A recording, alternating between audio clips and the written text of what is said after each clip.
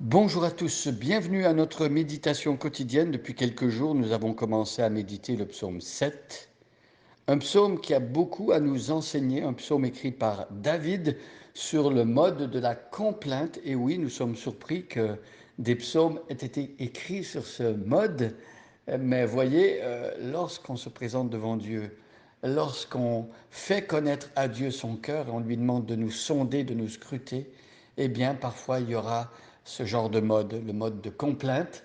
David répand son cœur devant Dieu et on va voir comment Dieu euh, euh, touche le cœur de David pour que David puisse malgré tout exercer la foi et s'approcher de Dieu en comptant sur ses promesses. Alors je propose qu'on lise le psaume 7, un psaume qui compte 17 versets. Comme c'est notre habitude, je vais lire le psaume en entier. Je vous invite à prendre votre Bible et à suivre avec moi. Et aujourd'hui, nous allons nous arrêter au verset 4. Complainte de David chantée à l'Éternel au sujet de Cush, Benjamite. Éternel mon Dieu, je cherche en toi mon refuge. Sauve-moi de tous mes persécuteurs et délivre-moi, afin qu'ils ne me déchirent pas, comme un lion qui dévore sans que personne vienne au secours. Éternel mon Dieu, si j'ai fait cela, s'il y a de l'iniquité dans mes mains, si j'ai rendu le mal à celui qui était paisible envers moi, si j'ai dépouillé celui qui m'opprimait sans cause, que l'ennemi me poursuive et m'atteigne, qu'il foule à terre ma vie et qu'il couche ma gloire dans la poussière. Pause. Lève-toi, ô Éternel, dans ta colère, lève-toi contre la fureur de mes adversaires, réveille-toi pour me secourir, ordonne un jugement, que l'assemblée des peuples t'environne, monte au-dessus d'elle vers les lieux élevés. Éternel, juge les peuples, rends-moi justice, ô Éternel, selon mon droit et selon mon innocence, mets un terme à la malice des méchants et affermis le juste, toi qui sondes les cœurs et les reins, Dieu juste. Mon bouclier est en Dieu, qui sauve ceux dont le cœur est droit. Dieu est un Dieu juste, juste juge. Dieu s'irrite en tout temps. Si le méchant ne se convertit pas, il aiguise son glaive, il bande son arc et il vise. Il dirige sur lui des traits meurtriers, il rend ses flèches brûlantes. Voici, le méchant prépare le mal, il conçoit l'iniquité et il enfante le néant. Il ouvre une fosse, il la creuse et il tombe dans la fosse qu'il a faite. Son iniquité retombe sur sa tête et sa violence redescend sur son front. Je louerai l'Éternel à cause de sa justice. Je chanterai le nom de l'Éternel du Très-Haut. Alors hier, nous avions vu le verset 3. David, en pleine liberté, il se sent libre de s'exprimer devant Dieu. Et David demande à Dieu de sonder son cœur.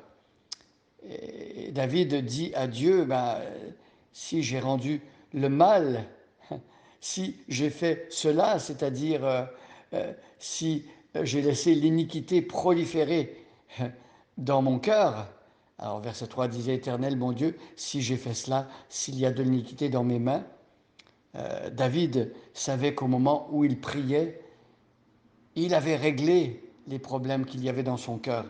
Alors, le verset 3 ne suggère pas qu'il faut une personne parfaite pour prier Dieu. Si c'était le cas, personne ne pourrait prier Dieu, sauf Jésus, qui est sans péché. Mais David, il essaie et il veut avoir une vie qui est à jour devant Dieu. C'est-à-dire que si David sait qu'il a été hypocrite ou s'il a mal parlé à son épouse, à ses enfants, s'il a mal agi envers ses sujets, eh bien David voit à ce qu'à chaque jour, aussitôt que Dieu lui montre des fautes, eh bien David voit à ce que ces fautes soient confessées. Il se repent et il change de voie. Et donc ici, il pose la question à Dieu. Il se demande, mais pourquoi tant d'agressivité à mon égard? Est-ce que c'est un châtiment de Dieu? Et c'est comme s'il disait, mais Seigneur, montre-moi si, ayant mal agi envers toi, je suis en train de vivre les conséquences de mes propres fautes. Montre-le-moi. Et il est bien pour nous de faire cela aussi. Et parfois, des malheurs et toutes sortes de choses mauvaises nous arrivent parce qu'on a mal agi et on récolte ce que l'on sème.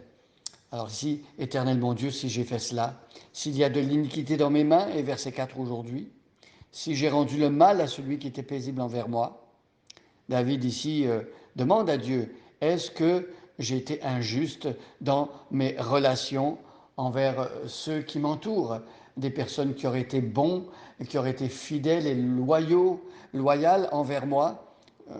Est-ce que ces personnes-là, est-ce que je leur aurais fait du mal?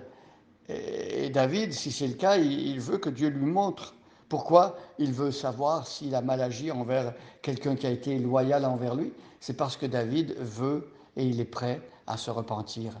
David est prêt à laisser la lumière éclairer les parties sombres de son cœur et il veut que Dieu lui montre là où il y a des injustices.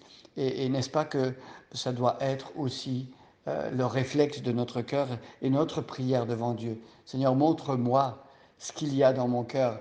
Montre-moi si j'ai mal agi envers une personne qui, par contre, elle-même a été loyale envers moi.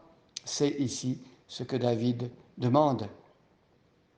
Si j'ai rendu le mal à celui qui était paisible envers moi, l'ordre du Seigneur est clair, ne rendez pas le mal pour le mal, mais bénissez ceux qui vous font du mal, priez pour ceux qui vous persécutent. Voyez, euh, euh, les critères de Dieu, les standards de Dieu sont tellement élevés que seul, sans sa force, sans son pardon, sans son secours, nous n'y arrivons pas.